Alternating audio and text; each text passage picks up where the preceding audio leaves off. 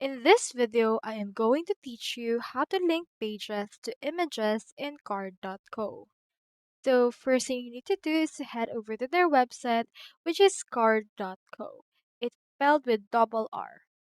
Into this part, you can see two choices. You can either choose a starting point, which means that you may be able to sign up and generate a website from there. Or if you already have an account, you can click onto this open dashboard or login option and you can head over and then just input your credentials in order to successfully log in. I'll just go over and open my dashboard. From this part, I can see in here the website that I already created. So for this, let's click onto this pencil icon that we can see right here in order to edit this particular site. Now here's our site right there. So let's input right here a new section and let's input there an image. Let's click onto this plus icon in order to add an element and click onto this image icon. You can either upload an image, you can also input the link URL for that particular image. In this case, I'll head over and upload an image first. Click on the upload option, then head over to this part.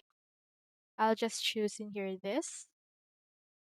And then you can also have the option to crop this particular image in order to fit your site.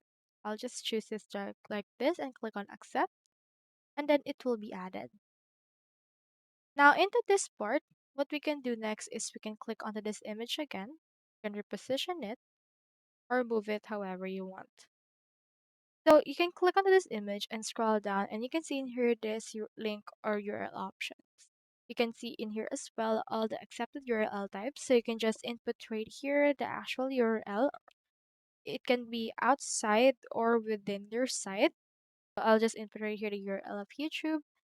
Then after that, just click onto this icon right here in order to publish this site. Scroll down and click onto this publish changes in order to reflect the changes that we have made.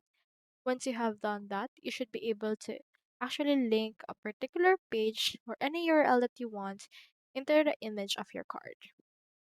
So that's all there is today and I hope this video helped you out.